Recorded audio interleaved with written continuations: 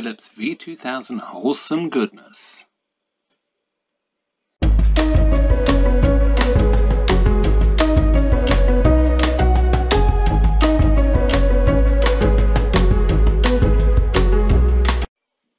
Hello and welcome to another Mr. Beats Bike video, and this one's a little bit different insofar as I really had problems trying to work out which machine I was going to look at first. And just to clarify that, here we've got this lovely Philips Matchline VR2350, but amongst a few other things that I've got to look at, I've also got one of these machines, obviously just not the manual, I've got the machine as well. I never thought I'd ever see one of these. It's a CVC micro video cassette recorder, Technicolor. And yeah, I'm really excited to look at that, but I thought, no, I'm going to start with the Matchline first. Steve, who has recently subscribed to the channel, thank you very much, Steve, and hi. Basically, I bought his Philips extra long plane V2000 from eBay a while back, and we got talking, and it was sort of really sad to let that Philips go, to be fair, but you couldn't find anybody to repair it. And of course, we've got it going now. I mean, obviously we've got some more work to do on it, but this machine has also gone up in smoke, or died. I believe there was actually physical smoke out the top of this. So we're going to have a look at it, see if we can get it going. I'm not going to power it on first, because obviously we know there is a power supply problem. Yeah, but we've got a few other bits and pieces coming along as well. We've got an F25 Sony Beta, got a couple of VHS Iowa machines. I think they're both Iowa. And they're multi-standard. One is actually very interesting as well. But that's all to come. So subscribe. It would be really good if you did. And we've got all sorts of other stuff. HF 950s. Still going to finish that HF 100. I will get round to it at some point. But also, it's been a bit of a stressful time for me. My mum passed away on the 13th of June. And it's been a hard few days just trying to get everything organised and trying to grieve, basically. So yes, so this is a great diversion from all of that, and yeah, it's fantastic. So thank you, Steve, for getting in touch. Really appreciate it. One thing you'll notice with this machine is it's the rare white version. And this is how it was sold to Steve, as the rare white version. And it's so rare that, in fact, don't quite see, you can even see the overspray where it's been rattle canned. And there's also, as Steve pointed out to me, there's sort of a little bit of overspray onto the small display window there. So yeah, this has been resprayed, which is a bit of a shame because it's rather nice to see the Matchline. You can almost feel it's still Matchline there, and there's some other writing here. So a bit of a shame. But having said that, it looks quite presentable. It almost looks like a pro version, but yeah, it isn't. It's just sprayed white. So with that, let's crack on, get the cover off, and take a look. So as I said to Steve, I have never seen one of these machines before. Again, it's a machine that I always wanted to work on, always wanted to experience, and I've just never had the luck to come across one that isn't either going for silly money or is well and truly had it. So yeah, I am really very happy to have the chance.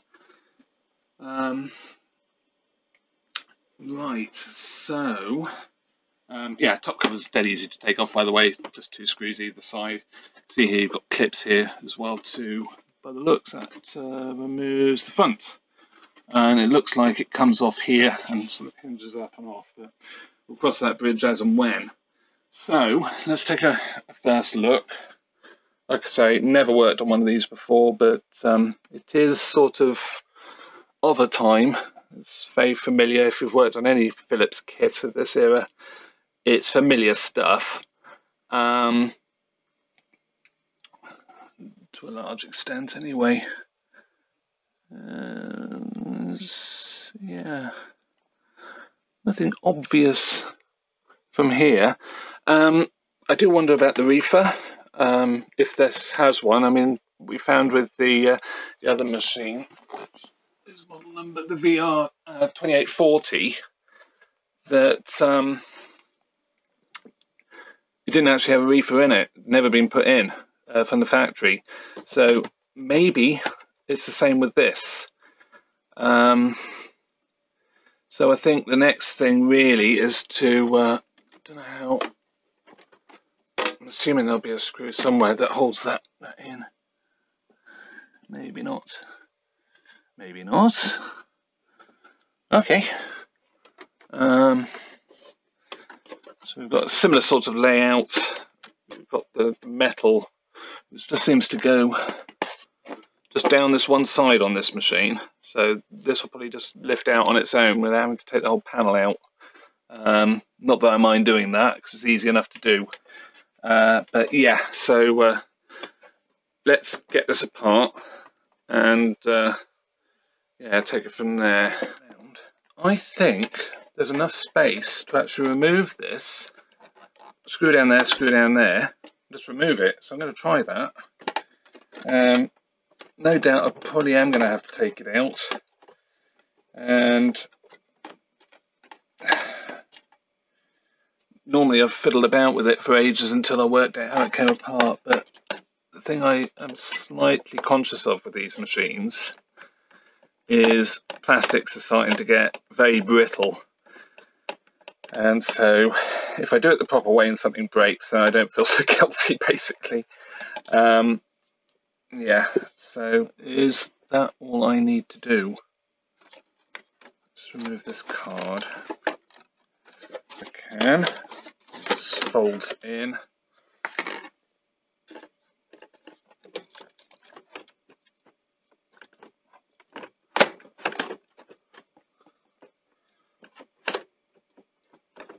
Let's wonder if it comes out enough. Yeah, it will do. So, let's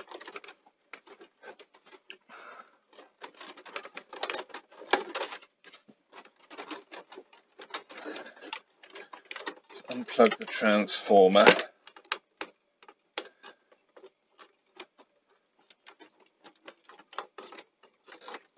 Whoop. And is there a second one? I think there is. Yes, there is.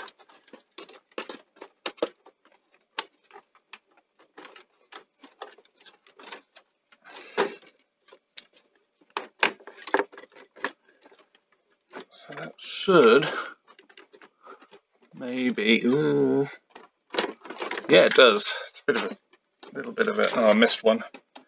Just a connector. That's fine. Oh yeah, of course I did. It's the one for that shit. Transistor there. So this one just looks as if it slides out. It's actually opening this is what releases it as well.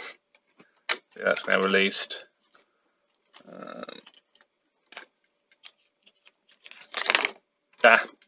It does have a reefer. Look at that split. Okay. So, gosh, wouldn't it be nice if that's all it is? That would be superb. I'm always tempted just to take it out and leave it, you know.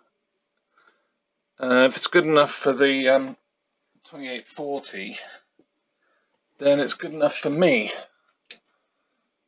So, yeah. Superb. I mean, assuming everything else is okay, I'll just give it a dust out and a bit of a check through and a service, and that'll be it. It would be nice to have a look at the deck as well, so yeah. These capacitors, they're such a pain in the neck. I have actually replaced them before now with the solid type capacitor. But like I say, I just don't see the point. Philips aren't doing it, then I'm quite happy not to do it. We got temperature. This is probably going to stink a bit, but luckily you can't smell that. Okay, so yeah, I'm just taking it out. That really did go pretty fizzy under there. So I'll get that clean in a minute. But yeah, they absorb moisture, and they sort of short across the between the foil and whatever the insulator is, paper maybe, I don't know, can't remember now. But yeah, very common failure point on a lot of these machines this time of life. Hang on, I'm doing this all wrong. Slides in there. Clips in there. Clips on there. This is looking all pretty good.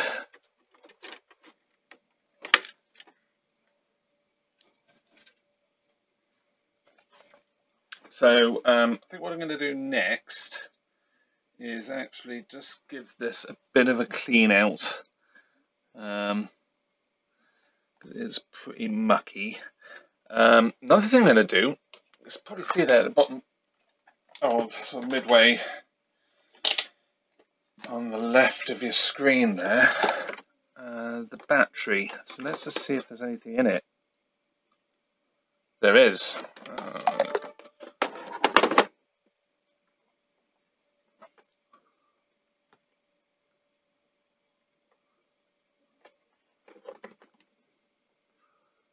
That's brilliant. So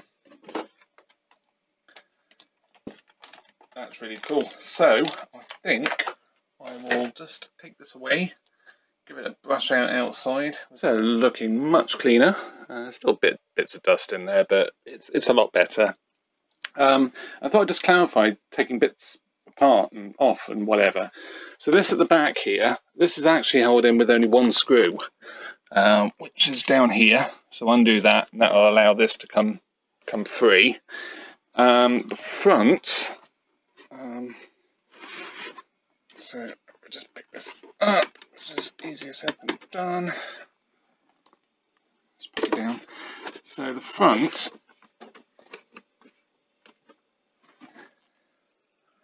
got a screw here to undo, and again I think it's only that one screw, and then that'll allow you to unclip it. Comes from the bottom, lifted off the top bits here, centre tab there as well. The actual deck got 3 screws here which allow the whole lot to lift out. We might have to do that, but we'll see. So I want to take the top cover off just to check any muck and give it a good clean. And what's rather nice on this is you've also got, and it is metal, an inspection hatch here. So let's just have a quick look underneath.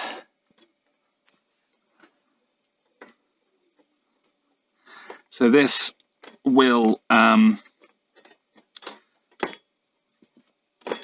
seriously reduce the need to actually take out the board, which is absolutely fantastic. So yeah, that's actually pretty clean under there, which is nice. So I'll just give the cover a clean. There we go. Let's get the front off. So the screw first. Where that came from. It's actually fairly loose. Yeah, that's actually the same length of screw as the screws that hold in the transformer assembly. So just lift those 2 tabs side there. You can see. Then lift this forward and up and off. So there we go. Oh, it has a buzzer. I've never used one of these machines before. I don't seen one. So let's get that a bit of a dust because I couldn't get in there very well with a brush.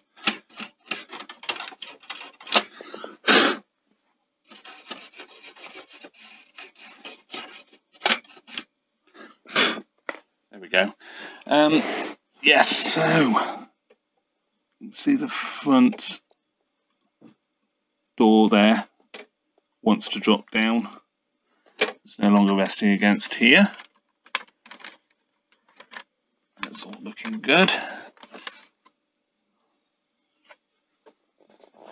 And first chance to see the deck. So can I actually get this off, or do I have to take it all out? I think oh, maybe not. I think I have to take it all out, but maybe I don't. It's like the other ones. Yeah, I'm going to have to take the back off. Take that screw out. Same as the case screws. That just lifts back and gives me a great opportunity to clean up those bits that I couldn't clean up there. You see they give you quite a half decent length of wire there, although I've got this board that's yeah, hopefully I don't have to take the deck out.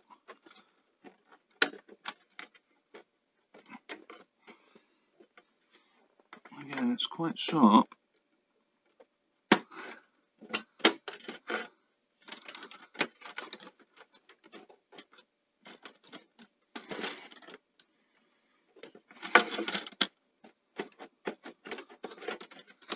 A bit of a wiggle.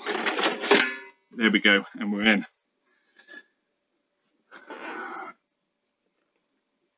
Let's put that to one side. So, there it is. Actually doesn't look too bad. Could do a good dust. But, yeah, so I assume I can just undo these.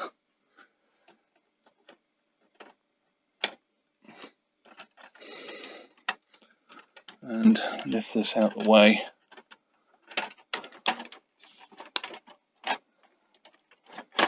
Hopefully without damaging anything. And then we've got a cover here. So yeah, same sort of thing. Let's put out the tabs. That probably will just lift off. Maybe. What does at the back there, but no doubt we'll find out. Let me just put you down. And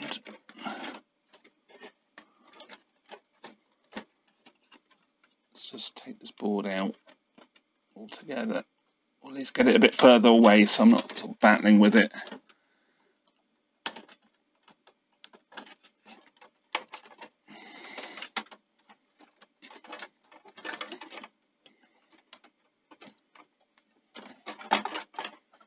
There we go.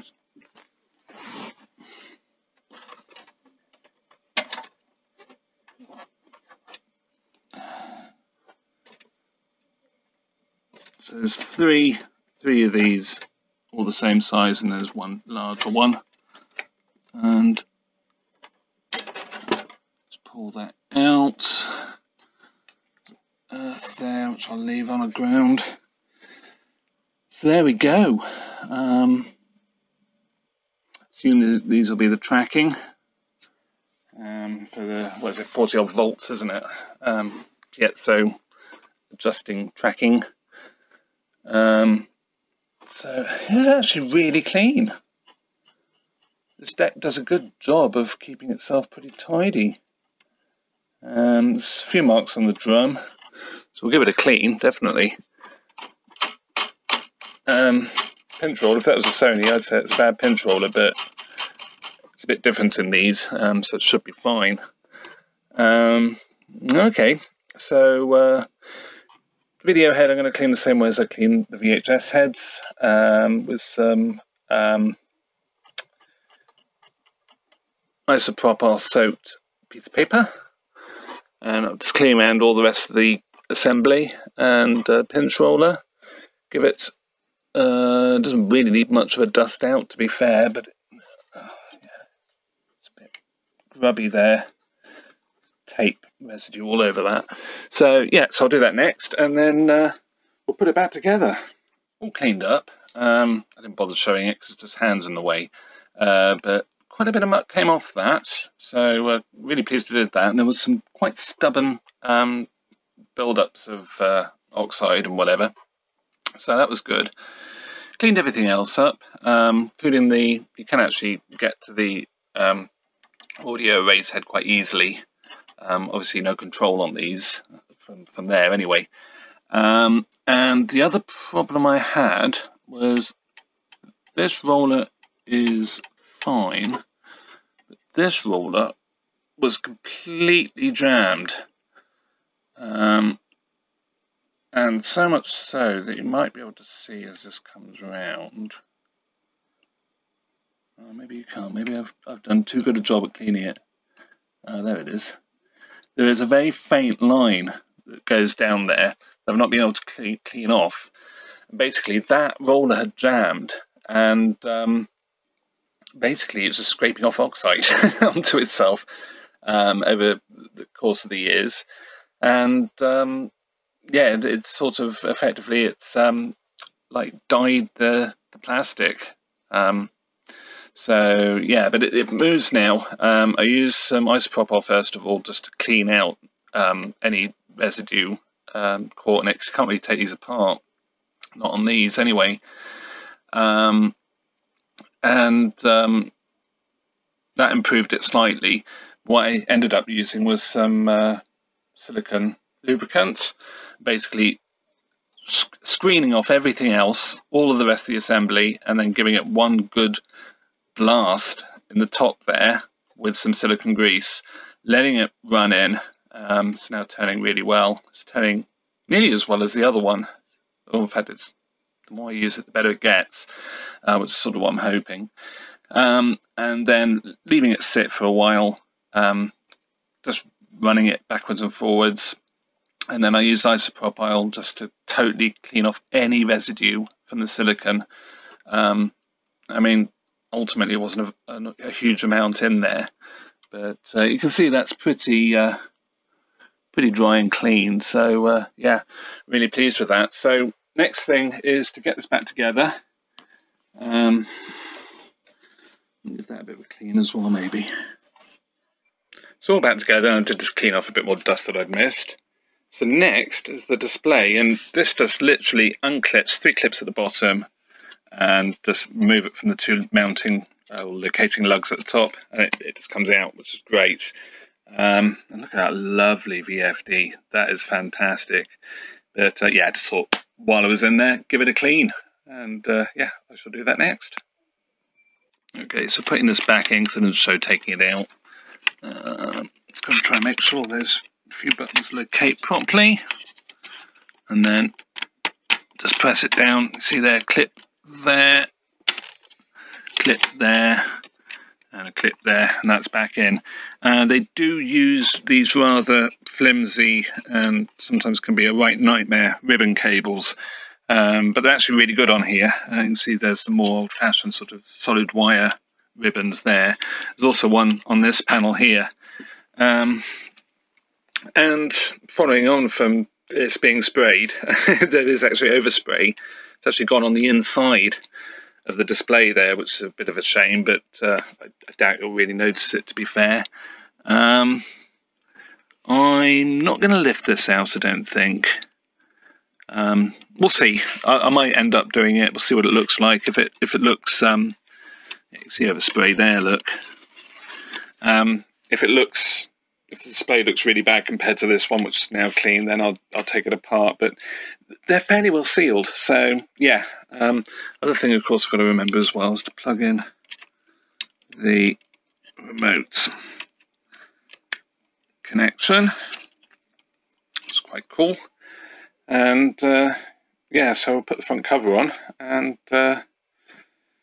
Yes, well, actually what I might do before I do anything else, let's get the transformer back in, because that's really easy now. So it drops in, goes into these locating lugs, like so, self-fitting, and clean off that bit of dust off the top there. Actually a bit gungy as well, for whatever reason. So back together. I haven't put the screws in for the transformer yet, but I'll do that in a minute. But drop that in, then I put the can on. Have to be a bit careful at the back there. It goes, if you get it so it goes pretty much straight down. There's a little plastic lug that helps push the metal can away from the printed circuit board. You just have to get it sort of beyond that. It's a bit of a fiddle to get it down here as well, but it's fine. And spotted some dust and mist there. Then I put this on, put the screw in the back. Then you get the fun of trying to get the front on, so it drops down. So it goes like at this sort of angle and drops down. I'm using these as sort of like a hinge and a clip. But this, the front loading door actually drops down, so you need to get that up. Which is a little bit of a fiddle. Get it up, and then once you have it in the right position, it will then swing down. And then it didn't seem to want to quite locate at the bottom. I opened the bottom door here, and suddenly it was fine. So I don't know quite why that's the case, because the hinges don't really found anything. They're quite shallow hinges. So I don't know. Obviously did something wrong there or whatever. And then put that bottom screw in to keep the front on. So, I think we're ready to try this machine out, and fingers crossed, it should be lovely. Okay, so let's power it on, and have to do a little bit of fiddling. There we go.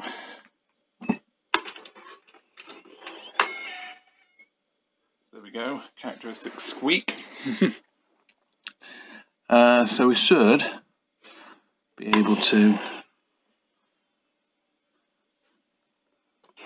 just test things. There's a bit of a squeak there. I think that's a brake, and it's fairly common with this type of deck. I remember that with the generation before. But put in the comments if you know what that actually is. I'm not terribly worried about it as long as it works. I do actually have Steve's cassette, which I totally forgot, sorry Steve, to bring down with me. So I must remember to pack that with the machines. But I do have a tape.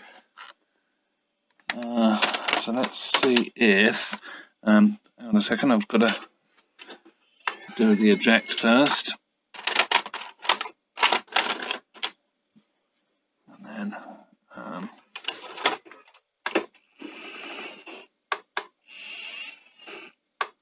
so it's registered how much time is left. That's good. So let's, oh, that's interesting, it's just gone off.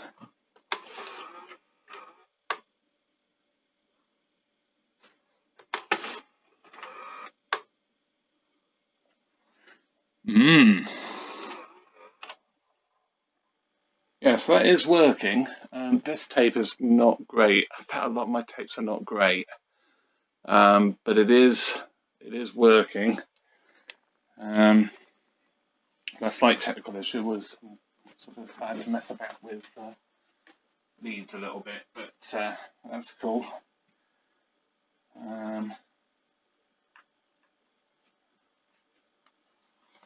Yeah, that's dead calm. So let's just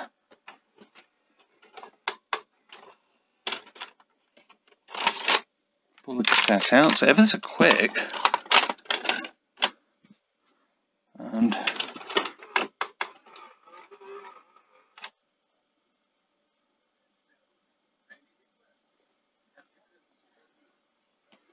yeah. So we have got, like I said, I don't know how good this tape is. I seem to remember it was a bit grainy and horrible, but it works.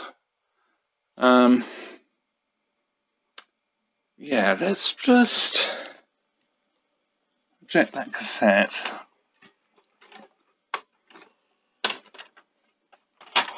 It seems to have settled down quite a lot, actually. Yeah, I mean, it's not dreadful. It's got a bit of a fold going on, and I can see a scratch on it, which I don't know if the camera can pick up. Let's just try another one. What's on any of these?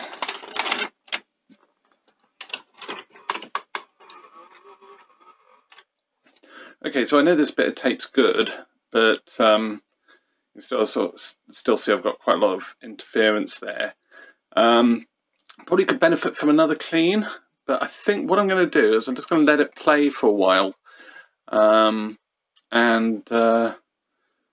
yeah, just see how we go. There is a problem at you can see there's a bit of a head switch problem, but I think that is actually on this tape. I do wonder if I just try Stevens, you know. Yeah, it's actually getting slightly better as well, just with that bit of use. Okay, let's try Steve's tape.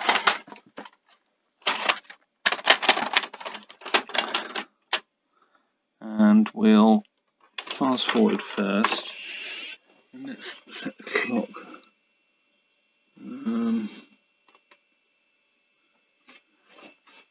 So 22. I do love this. This is so cool. Next year, month, day. There we go. Yeah, press that one. Okay, so let's press play. Yeah, it's a similar sort of results. And what's odd about it is the results I'm getting there, this camera really does not like it, were pretty much the same as I was getting on the 2840. Okay, so top tip for taking the front cover off, make sure it's in the eject position, because that lifts the flap out the way then. So yeah, you don't have to worry about lifting it up. But of course, that depends if you can actually power the machine to do that. But yeah, it makes life a lot easier.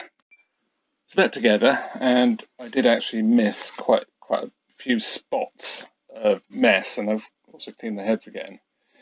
See, I've still got off quite a lot of more rubbish. It just seems the more I use it, the more it seems to be putting off gunk. But anyway, just have a magic plug. Put the power in the back. Yeah, I have to unplug the power to remove the back heatsink.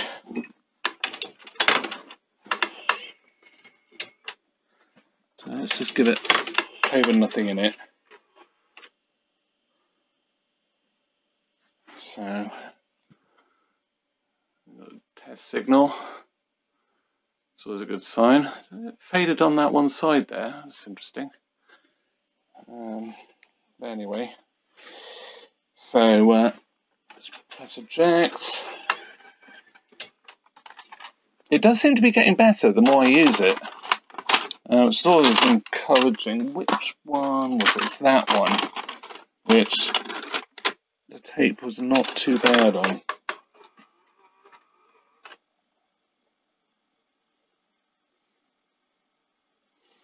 Yeah, that's better. It is better. To be fair, I think that's as good as this tape actually gets. The still. Yeah, so you can see the still is actually pretty good. I know it's dropped down a little bit, but the head switch is not wonderful.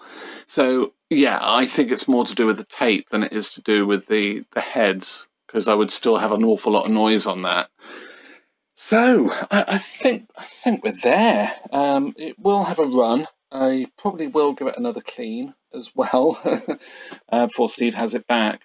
But yeah, it's a working machine, and yeah, it's just absolutely wonderful to see one and to work on one. I feel really very privileged to be fair. So I hope you enjoyed this one. There is some more V2000 fun coming along soon. I've got some more Grundigs. I've got a 2x4 and I've got a 2x8 as well. The long play version. Have I got a 2x8 and 2x8? The stereo one, anyway. I don't know what I've got. But yeah, so I've got those to come, and I've got a ITT, which is a rebadged Philips one to come. And yeah, and obviously we've got slow 1700s on the cards as well. So hope you enjoyed this one. Quite a different one, and yeah, I just love this machine. It's absolutely brilliant. Yeah, so with that, thank you very much for watching. Please like and subscribe as well. And thank you to everyone who has subscribed. I really, really appreciate it, and it's great. It's sort of so much fun doing this. And I really hope to share more fun and do some more fun stuff. So, yeah, please do subscribe for more. And see you in another video. Bye for now. Much better. Exactly what we're after. Fantastic.